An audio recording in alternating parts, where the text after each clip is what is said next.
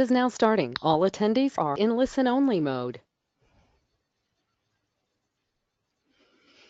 Good afternoon, everyone. This is Sharon Hewson at AEE. Welcome to our February member webinar. We actually have 2 webinars this month, and I will fill you in on the details of the second one this month at the end of today's webinar. But today we have a webinar presented by Megan McNulty. Megan is a project engineer at Servodyne, and before we get into that though, just a few quick technical things. If you are having technical problems, please use the chat option at the bottom to type your questions, and I will keep an eye on that throughout the webinar and communicate backwards and forwards with you to try and help you resolve those. If you have questions for Megan on the content of the webinar, please post those in the questions section. We will address those at the end of the webinar, not throughout the webinar. And if we do run out of time, I will forward all of those to Megan so she can follow up with you. But please go ahead and start posting those questions in there as they come to you. And like I say, we'll get to that at the end. So thank you everyone for tuning in today. Megan McNulty will be delivering her webinar on the subject of when average isn't good enough, calculating utility rates for energy audit.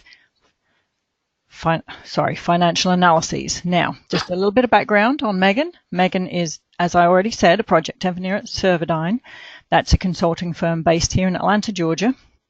She has provided engineering and sustainability consulting to improve the performance of existing buildings since the year 2013. Megan earned her Master's of Engineering in Mechanical Engineering from Virginia Tech and her Bachelor of Science in Mechanical Engineering with a certificate in Sustainable Energy from Princeton University. Megan is a certified professional engineer in Georgia and a lead accredited professional specializing in operations and maintenance. Megan is also a member of ASHRAE Standard Committee 62.1, Ventilation for Acceptable Indoor Air Quality, in addition to being the chair of Government Affairs Committee for the ASHRAE Atlanta chapter and a member of the High Performance Healthy Schools Committee for the U.S. Green Building Council, and that's the Georgia chapter. So without further ado, welcome Megan, and I'm going to pass over to you.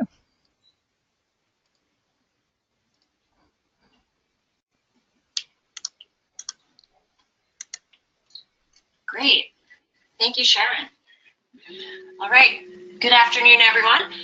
My name, as Sharon said, is Megan McNulty, and I'm presenting today based on what I presented at the 2018 World Energy Engineering Congress in Charlotte. But today we don't have to be at such a frenetic pace. We can spend a little more time talking about the different aspects of utility rates and how they impact service providers and building owners. And we'll have plenty of time at the end for questions. So I want to emphasize that I want to speak to both service providers and building owners. Whether you're an energy auditor or a sales engineer, anyone who's calculating an energy savings for a client, or if you're on the other side of things and you own or manage a property, you may be procuring an energy audit or looking through different proposals or bids, scopes of work. I want to give information for everyone to take away a little piece of what to look for and what to do better so that at the end of the day, we're all saving more energy. Now, these two groups are not always speaking the same language. Sometimes engineers are really stuck to their units of energy, kilowatt hours, kilowatts, therms, CCF. And owners usually want to know, well, what does this mean in my world? How can I show paybacks and ROIs and net present value? So if there's not a good translation between these two languages, some really good energy projects can get lost, or maybe a not so good energy project can get pushed through. And what we're looking for is a way that we can all speak the same language, get great energy projects funded and implemented, and make a real difference at the facility level. Okay. So Sharon mentioned that there is another webinar this month which will cover ASHRAE Standard 211, which kind of defines all of the different energy audit levels. And within that standard, this, for the first time, we're kind of laying out, here's specifically what level of effort and what's expected from the different energy audits. There's this explanation of how we're going to calculate energy savings. So this specific requirement for all calculation levels, all calculation methods, it's specifically for level 2 audits. That's the level that the standard says should have a quantified energy savings. But this is a great guideline to use for all types of energy saving measures. So what we're emphasizing here is a marginal unit energy price. So it's the actual amount, the actual cost for each unit of energy. And what is specifically called out is to not use average unit cost or blended rates. So that is prohibited. And what we're going to look at in a bit is how you can differentiate between the different rate structures, what components are important, and avoid the shortcut portion and get to the real unit cost that you want to use. Okay, so in today's discussion, we're first going to cover why average rates or blended rates are not good enough, how to find the incremental rate or the marginal cost. I'll use those interchangeably. There are a couple of common rate structures throughout the US that we'll go over, and I have examples from different utilities. And then I have a few real-world examples of energy audits and different measures that we've seen, and some pitfalls or some things to take into consideration when you're doing those types of measures, or when you're reviewing a proposal for that type of measure. So first, the what not to do and the what we should do. So what not to do. Oops, here we go. What not to do, the prohibitive rate. There's a really easy way to come up with an average dollar per kWh or an average savings rate. And you can take the usage at the bottom of the bill, sorry, the cost at the bottom of the bill, the usage on the bill, and just come up with this average rate of, for this bill specifically, 14.5 cents per kilowatt hour. But that doesn't take into account any of the other components when this energy was used. It's just a very quick, took like 2 seconds, and it misses a lot of the complexity. And at 14.5 cents, there are probably a lot of measures that would be really economically attractive to implement. And the concern here is that if we just put down 14.5 cents, is that actually what is going to be seen at the property? Because no matter what number is written in the report or on the proposal, what matters is the actual energy saved at the meter at the site. So to maintain the integrity of the energy saving measures, to keep everyone entrusting us with their buildings and their facilities, we want to give them the actual savings number that they're going to save.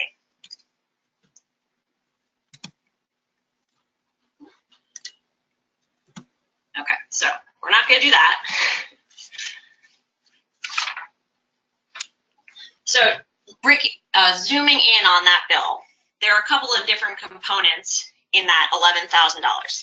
A small bit of that is going to be fixed charges.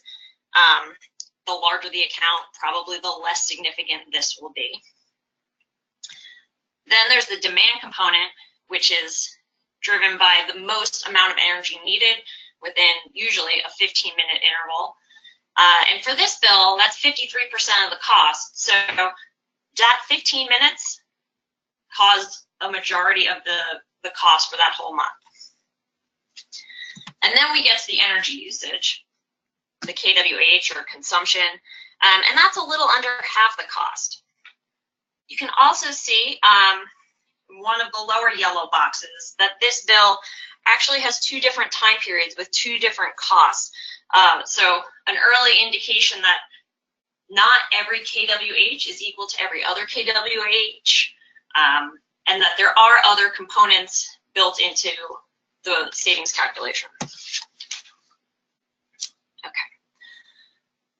I went back through a number of projects that we have, different building sites, and just pulled some random bills. So these are all single month bills for different facilities. They have different usage patterns. And so these are not rules of thumb. These are just representative examples of the variation you can see. And if I chose the next month or a year back or the building next to it, even though they're under the same utility, these breakdowns would be very different. And the point here is that if you're just using an average rate, which is that first line, that has both the demand and the consumption built in. And the larger the chunk of demand, the more your savings will be overstated if you use an average rate. So we're going to want to stay away from those average rates. And we want to work on finding the incremental rate or marginal cost. Now the definition is the amount paid for the last unit of energy used, or the amount saved by reducing 1 unit of energy. So it's the real cost of that unit. It's the cost of that 999th kilowatt hour compared to the 1000th kilowatt hour or the 998th kilowatt hour. And that can vary depending on when that kilowatt hour is used during the day, during the month, during the year. And you need to become really familiar with both the utility rate schedules that are posted on the utilities website and the specific usage patterns at the facility, how much energy they use per day, per week, per month, per season, so that you have an understanding of how the utility has structured the costs and how perhaps the facility can change their energy usage to use when it's less expensive, and what times of day, week, month, year are going to have the best paybacks for measures. Here are some beautiful electric rate schedules. We have Georgia Power, Con Ed in New York, and Southern California Edison.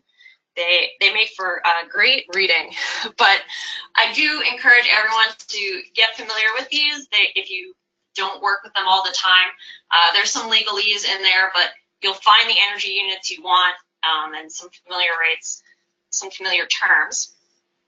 And so let's zoom in on this Con Ed schedule. Excuse me. So all of those rates are all a little different, but we can find those same three components we mentioned earlier: fixed cost, demand, and consumption. For this bill, here are all the fixed costs, constant charges that have to be paid no matter how much energy you save. So for the incremental rate, we're just going to ignore this because we can't really do anything about it from the service provider or facility side. Then we have all the demand components per kW and the consumption components per kWh. A good thing to know is if your building is in a deregulated market and you have a third-party supplier, so your savings costs are going to come from two different sources. And this is only part of the picture. We're going to need to know, do they have a fixed rate contract, or is the third-party provider also billing according to some slightly more complicated schedule? And then lastly, there are all kinds of riders, surcharges, tariffs, fees that get tacked onto this. And that can be a percentage of some portion of the bill, a percent of the whole bill, maybe per kWh. So it's good to keep those in mind. There'll be a small chunk of whatever's happening sometimes, and sometimes they're really significant. And because they show up on a separate page, hidden within the utilities website, or a hidden line at the bottom of the bill, people don't notice it as much. So that helps. If we know that we're actually going to save that 2 cents per kilowatt hour, that could really help make a measure economical or more economical. Now this is part of that earlier bill, the first bill I showed from Southern California Edison.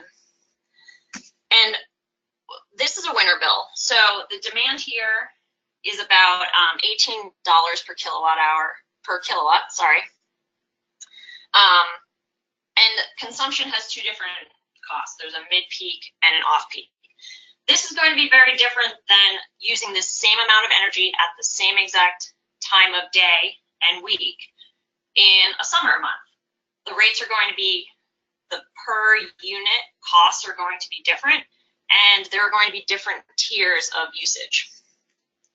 But the things that I think are important about this is that we had a 14.5 cents average rate at the beginning, and here your consumption is going to be 5 or 6 cents per kilowatt hour.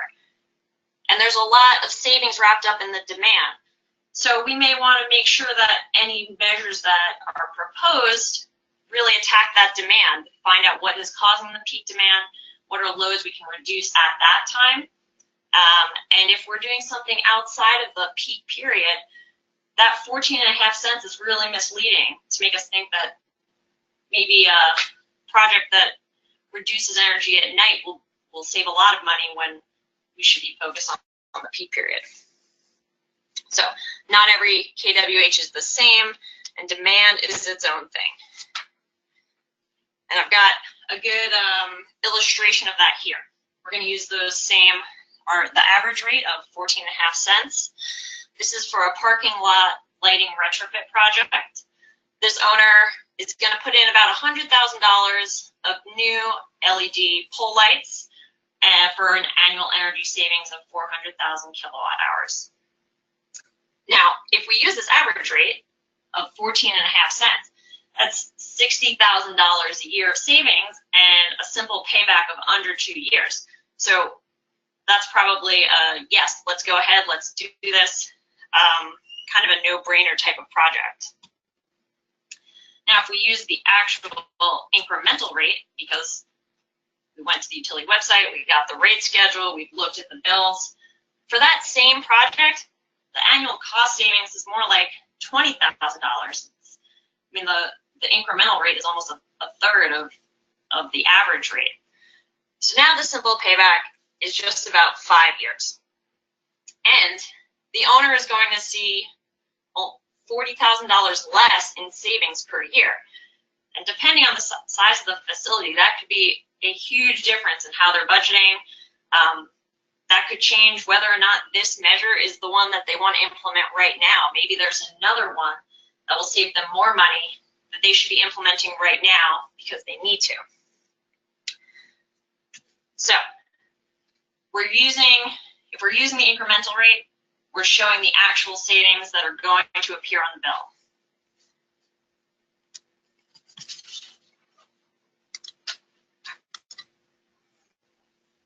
All right.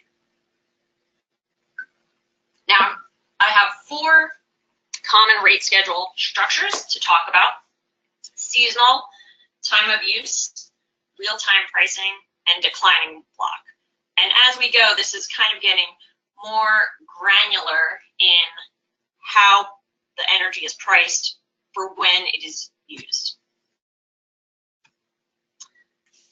So the first one, this is from Southern California Edison. We're going to look at seasonal and time of use rate schedules at the same time. And they have these great graphics there. The y-axis is to scale, and that is cost per kilowatt hour, and the x-axis is time of day. So you can see that starting at 11 p.m. at night, regardless of the time of year or day of the week, we're off peak. And as we move through the day, as buildings turn on, people go to work, and more energy is needed, the utility is charging more to provide that, as they may have to bring on more expensive forms of generation. And the demand is there. People want it, so they can get more money for it. Now, excuse me. So the most expensive on-peak time, generally weekday afternoons when the sun is shining, So we have the on-peak between 12 and 6. And then as people go home, it moves down to mid-peak. In the winter, the cooling load is not as high. So it actually stays on mid-peak throughout the weekday. And you'll notice that the mid-peak for winter is a little bit lower than mid-peak for summer. So the best kinds of measures to get the most bang for your buck for implementation might take place during the on-peak period during the summer. But there's still opportunity throughout the year. And this is just for consumption. Now for this utility, there are different demand rates in each of these bins. So the most expensive demand rate is in that on-peak period as well. And then it goes down from there to mid-peak summer, mid-peak winter, and then off-peak throughout the year.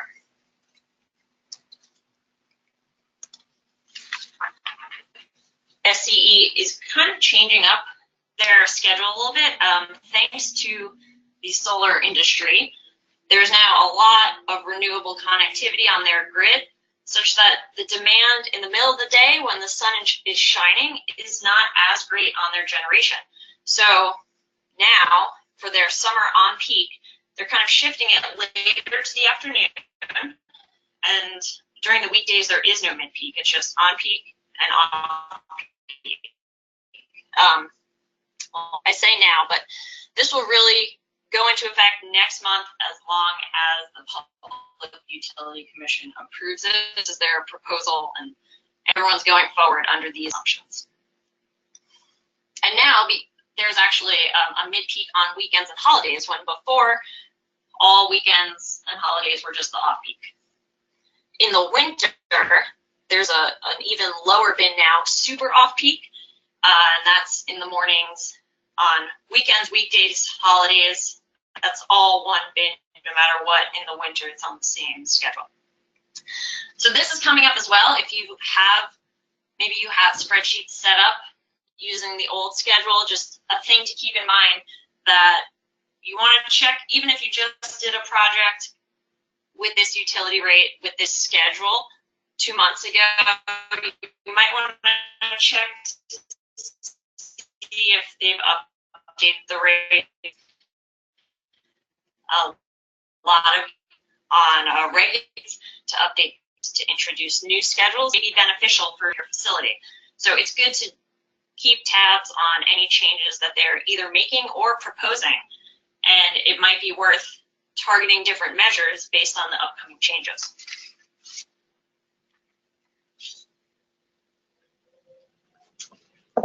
Now for real-time pricing, this is from Georgia Power. And from a project we did in 2014, there's a different cost per kilowatt hour for every hour of every day based on what it costs the utility to produce. So it's pretty clear here that 1 kilowatt hour does not cost the same as a different kilowatt hour at a different time. It's generally around 5 cents on most days, but there are some spikes. On the left, I took just 4 random days just to show throughout the day the extreme variation.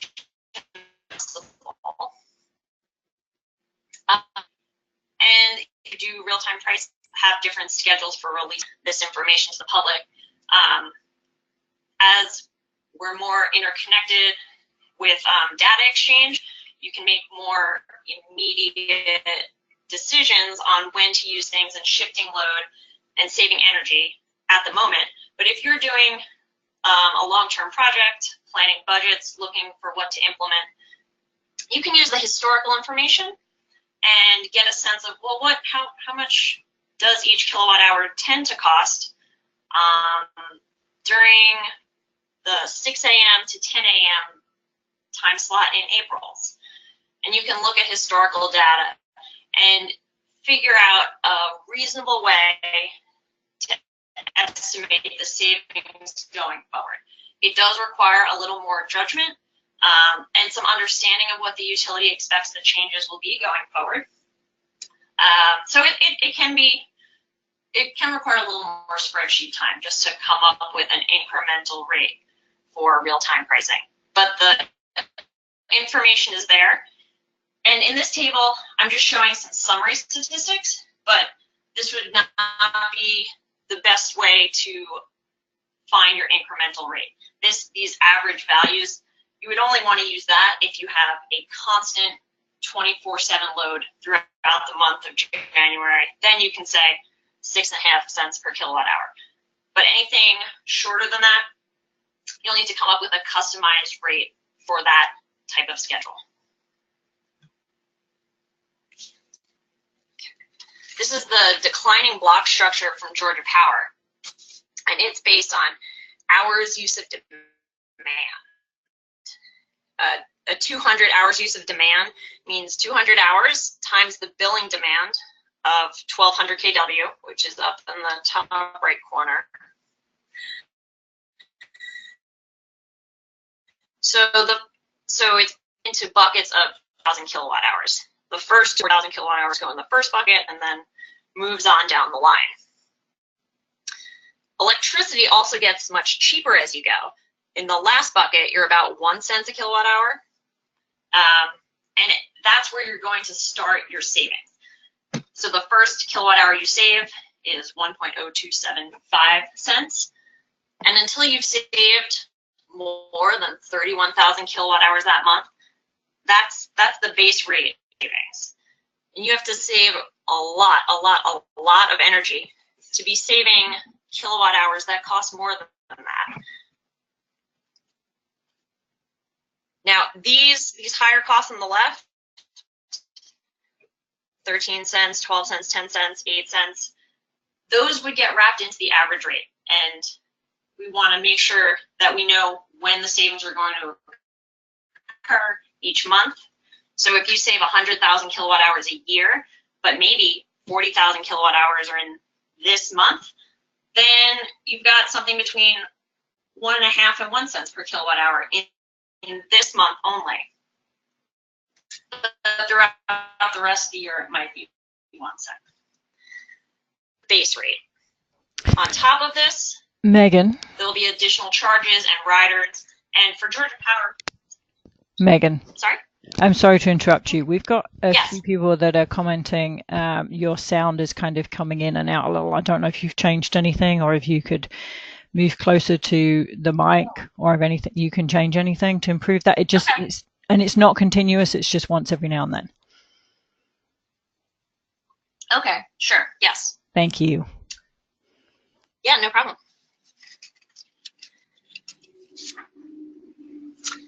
Okay. So the additional charges for Georgia Power are pretty significant. The fuel cost recovery charge, a little over 3 cents. So for an energy savings measure in this month, it will be that 1 cent from before, a couple of like 25% on top of that for all of these riders. And then another 3 cents. It's not as bad, but for this bill, the average rate would have been a little over 10 cents. So that's a pretty big difference, and it's important to dive in at this level. The graphics I've been showing, those come from Georgia Power's website. I think they understand how difficult their rate structure can be to understand. So they've made this calculator, and you can go on and type in your bill information, and it will help you break out the different components.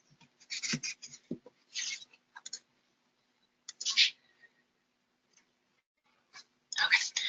So we've gone through all of these different rate structures, and now we have a little better understanding of some of the factors that go into coming up with an incremental rate.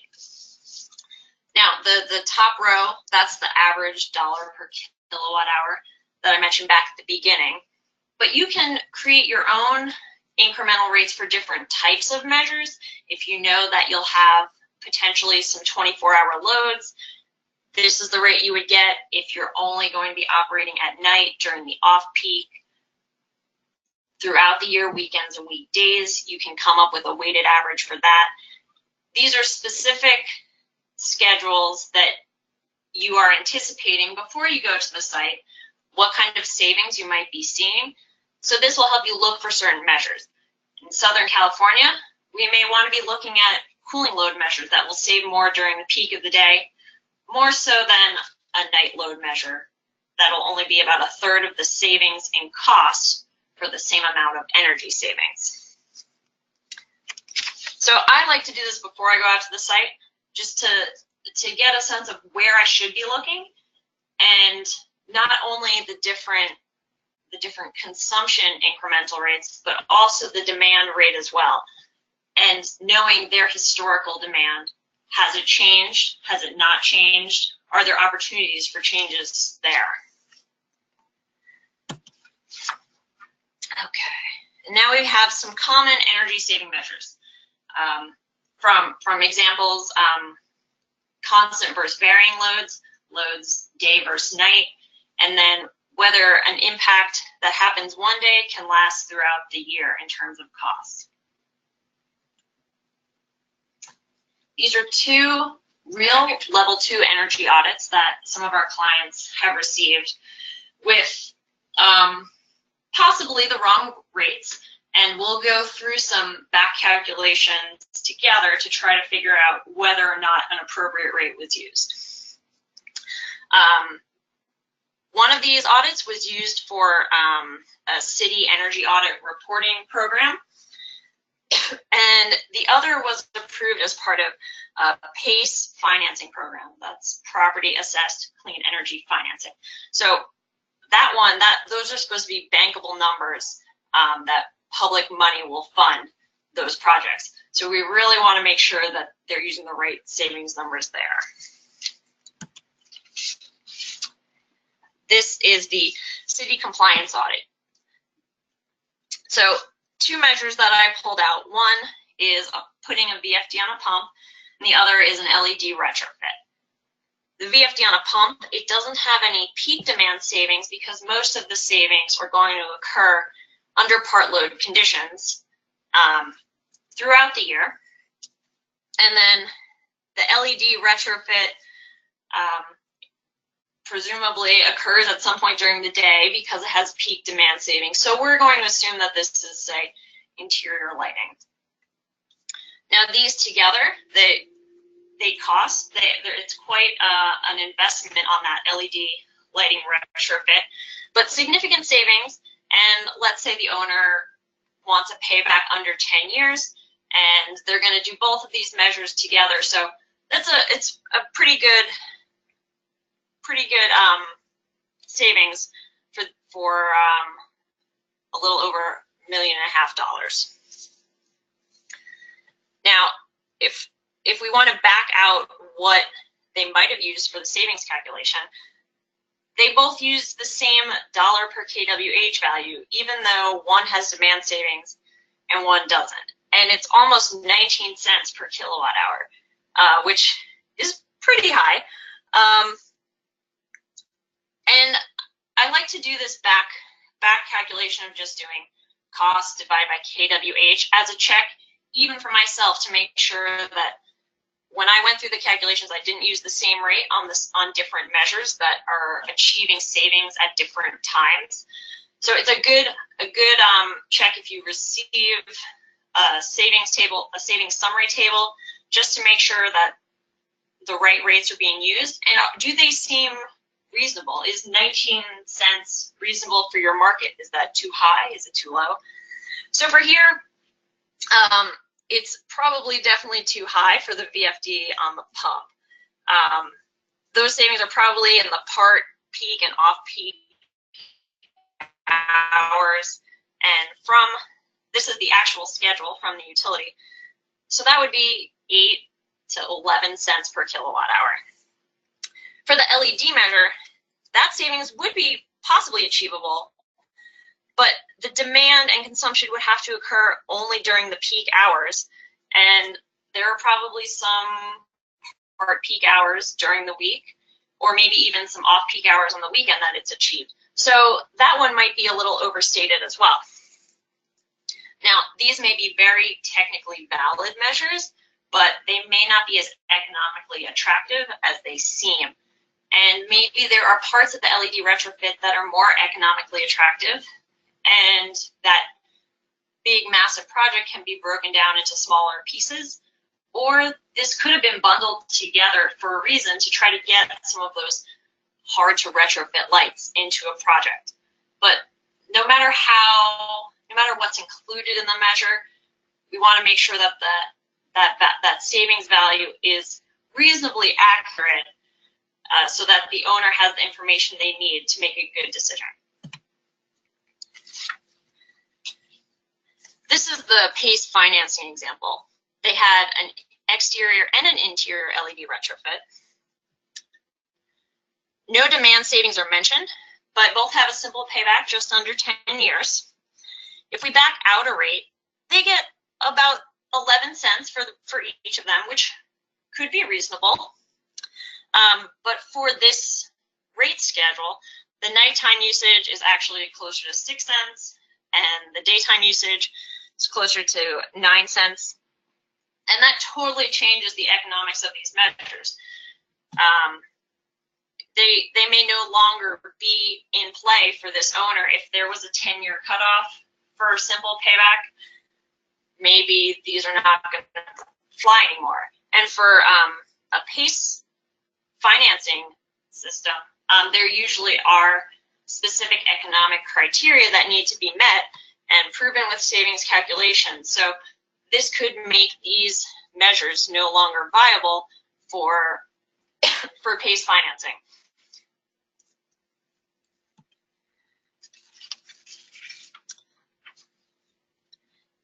Some utilities have a demand ratchet where the demand you set in 1 month impacts the cost that you're going to be charged for the next 12 or even 24 months. And some people are looking at PV systems for both consumption and demand savings, which definitely is going to have an impact on your consumption savings. But if you have one cloudy day and you miss this one consumption peak with your PV system, and you have a ratchet charge that's going to apply for the next 12 months, that $20 per kW that you saved that 1 month when the sun was shining could turn into $12,000 extra cost per year that you weren't counting on.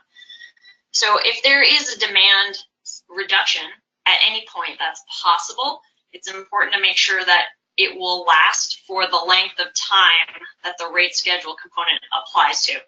A 12-month ratchet charge every day for all 12 months, or every peak period for all 12 months, that savings has to be there, has to be guaranteed to count on. Otherwise, that $12,000 isn't going to be there anymore. What we have seen people do now is pair batteries with their solar, so that even if they can't get the electrons from their solar panels, they have them from their batteries to be able to shave off the peak and guarantee that they will see this demand savings throughout the year.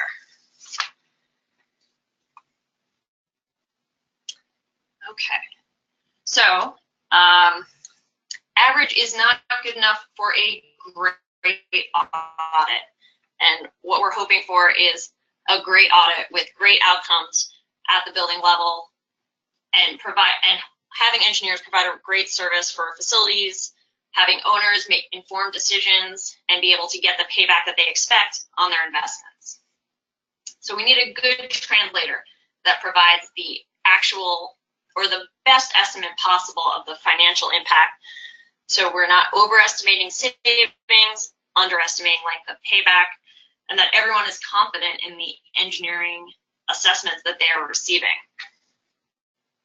Demand and consumption need to be analyzed separately because they're saved separately. The rates work differently, and different measures have different potential for saving demand and consumption. Rates change by the hour, by the day, by season, by usage, by utility. There's just so much variation, so it really helps to know your building and the rate it's on, the schedule it's on, and how that utility works. and one incremental rate may not fit all measures.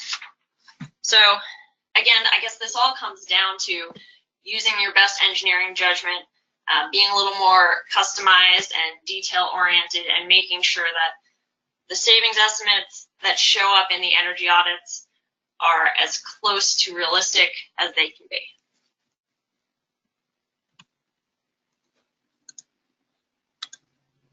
Okay, and that's everything, Sharon. So we've got plenty of time for questions. Great. So yeah, we do have a few. Let me just go back here. Now, would you like to read them, or would you like me to just pull them out and read them to you? Let's see. I can try to scroll through these. Okay.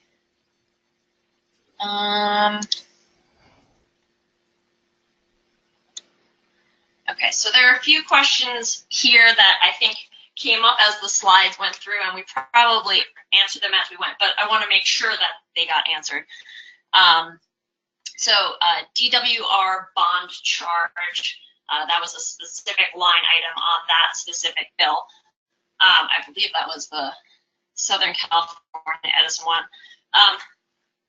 I don't remember right now what that rider did, but the utility does have all of that information, so you can look it up. Some of these surcharges and riders, they might only be in effect for a few months or a year, depending on what the Public Utility Commission says. So it's good to have the actual bills and compare them to the rate schedule and try to fill in the puzzle pieces and get the same total dollar number at the bottom. Make sure you're including all of the pieces. Taxes and fees absolutely should be included, especially if sales tax is a more significant chunk.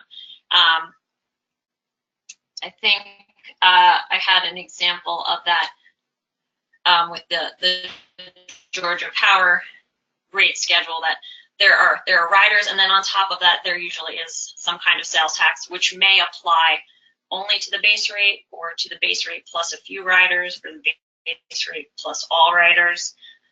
But that difference is going to be the difference between the incremental rate with and without tax won't be as extreme as the average rate versus the incremental rate.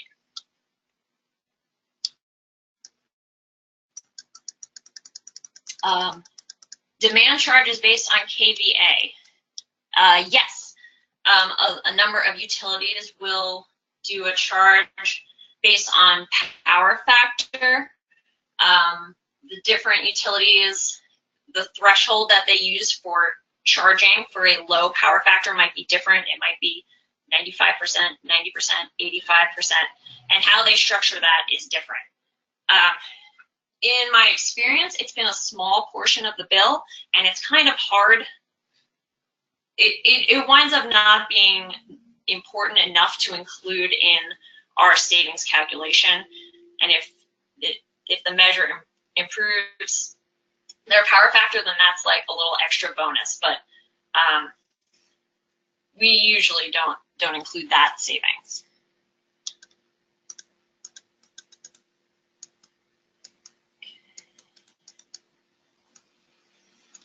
Let's see.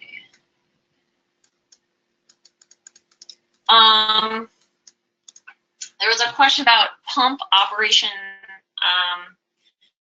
during the on-peak portion, and that sample measure of a VFD on a pump. It wasn't having any demand savings, not that the pump wasn't operating during the peak period, but that the assumption in that measure is that the pump is operating full out throughout the peak period and no demand savings is being claimed there.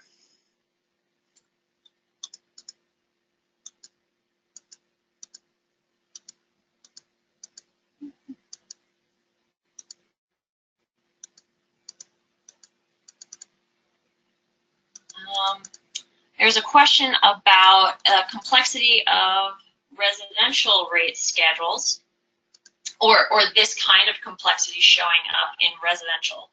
rate schedules. From what I've read and heard, as our devices become more interconnected, as more smart meters are installed, as the Internet of Things gains in popularity, that the complexity that we see in the commercial market will start to trickle into residential rates. I think there might be one or two utilities that have a demand component for residential, and it might be more to do with users who opt in because they have solar panels or batteries or something like that.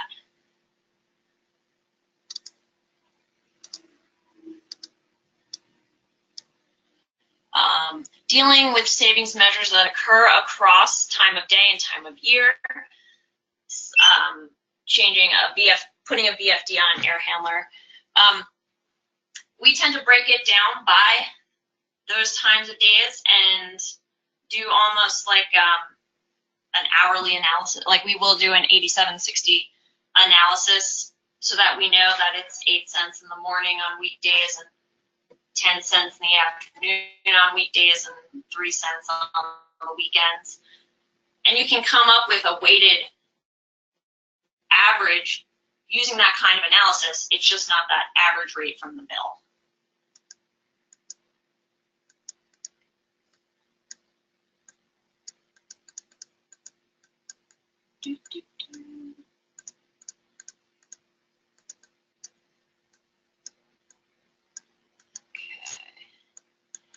There are a couple of questions about fuels, like natural gas bills. Most of those are based on consumption, or the largest chunk is on consumption. There are some natural gas providers that have a demand-like component where there is a fixed charge based on your peak capacity for the year. And that can be harder to figure out exactly how that is broken down or how that is impacted. The utility may only reevaluate it once a year. And if it's a new customer, there may be just an assumed standard demand-ish charge. In the Atlanta region, it's called the DDDC. DDDC, yeah. And it is really unclear what goes into that to set that rate. But unless you're doing a massive natural gas savings measure, kind of ignore it, because there's not a lot of information available about it, and it's hard to predict what the savings would be that come out of it.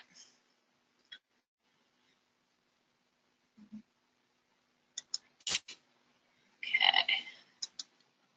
So that would be my warning for any kind of fuel bills using an average rate right off of the bill, is that there can be some line items that might be demand focused, even if it's not electricity. Anything that has some weird acronym, just use the utilities website, look up all of the different line items to make sure you understand what impacts it and whether you can include that as part of your savings.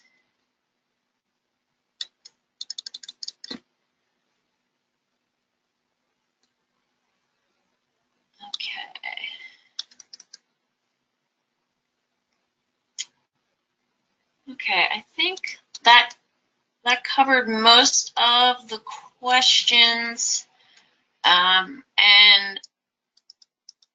I believe that all of the questions will be collected and answers will be sent out to everyone who attended. So we can give another minute or two to get a few more questions. Any final questions or follow-ups? There's a question about reducing demand. Are there any financial incentives for the facility? There's the monthly demand savings. There might be a 12-month ratchet, so that if you reduce your peak demand for the year, you'll see savings every single month as well. But again, it requires looking at the rate schedule, for that specific building and knowing when the demand costs come into play, what time of day, week, month, year, and what loads in the building can be reduced during that most costly time.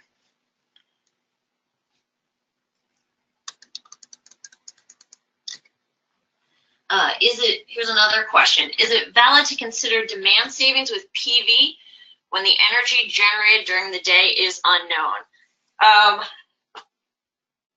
I do not do that. I won't take demand savings because, as you said, it's unknown. You can't guarantee that the demand savings is there.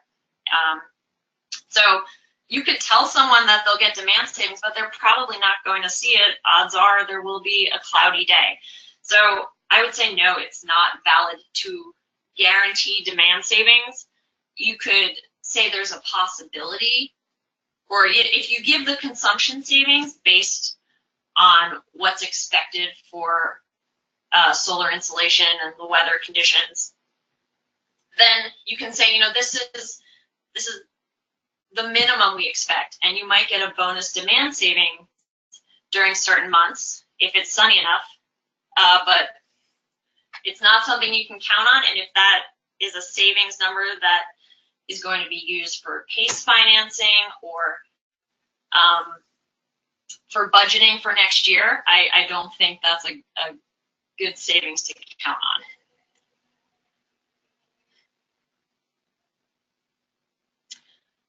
on. Okay, Sharon, I think we've made it to the end of the questions. Okay, great. Thank you very much, Megan. We certainly appreciate your time and expertise to present to our members today. So on behalf of myself and everyone here at AEE, a huge thank you very much, and from all of our members listening in. Just a couple of quick words before we close.